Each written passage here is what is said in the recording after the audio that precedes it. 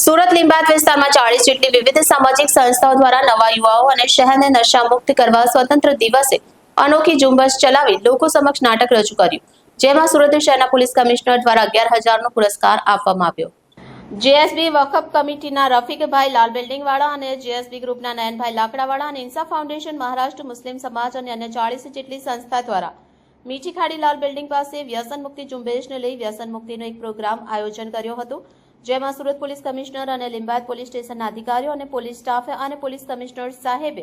ડ્રગ્સના દુરુપયોગ વિશે વાત કરી હતી અને ડ્રગ્સ વેચનારાઓ સામે કાર્યવાહી કરવાની ખાતરી પણ આપી હતી। આ પ્રોગ્રામમાં નશાને લઈ એક નાટકનું આયોજન કરવામાં આવ્યું હતું, જેમાં સુરત શહેરના પોલીસ કમિશનર દ્વારા 11,000નો પુરસ્કાર આપવામાં આવ્યો હતો। આ પ્રોગ્રામમાં મીઠી ખાડી વિસ્તારના લોકોએ મોટી સંખ્યામાં ભાગ લીધો હતો અને આ પ્રોગ્રામમાં ભાગ લેનાર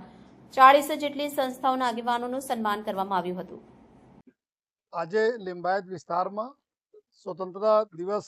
કે શુભ પર્વે એક આ વિસ્તારના લોકો દ્વારા કુલ 40 જેટલા ટ્રસ્ટ જો કામ કરે છે જો પ્રજાહિતો માટે એના નેજા હેઠળ એક નશા મુક્ત જો है अपना સુરતના એક અભિયાન તહેત જો એક અહીંયા સરસ જો એક નાટ્ય રૂપાંતરણ કરવામાં આવે, જો અમારા નાના દીકરા દીકરીઓના માધ્યમથી કે નશાના દૂષણ અને એના કેવી રીતે દૂર એનાથી થઈએ જો એના માટે જો એક મંચન પણ કરવામાં આવ્યા અને સાથોસાથ જો અમે લોકો અહીંયા જ્યારે સુરત પોલીસ અમારા જો એરિયાના જો પીઆઈ ડીસીપી બધા લોકો હાજર રહીને લોકોને સમજ પાડી કે આ જો દૂષણ છે નશાના એનાથી કેટલા નુકસાનો છે, કેવી રીતે દૂર રહેવા જોઈએ અને સુરત શહેર પોલીસ નો ડ્રગ્સ ઇન સુરત સિટી જો અમારા ગૃહ વિભાગનો એક આદેશ છે એના હિસાબથી કે શું અમે કાર્યવાહી કરીએ છીએ, કેટલા કાર્યવાહીઓ થઈ આવનાર દિવસોમાં કેટલી કાર્યવાહી કરવાના છીએ, એના પબ્લિકને જો અમને મદદ જોઈએ એના માટે જો અમે લોકો અત્યારે ઘણી બધી જો અમે ચર્ચાઓ થઈ જોઈએ અને સાથોસાથ જો બધાને ખાતરી આપું છું કે કોઈ પણ વ્યક્તિ જો આ નશાકારક કોઈ પણ વસ્તુને વેચાણ કરશે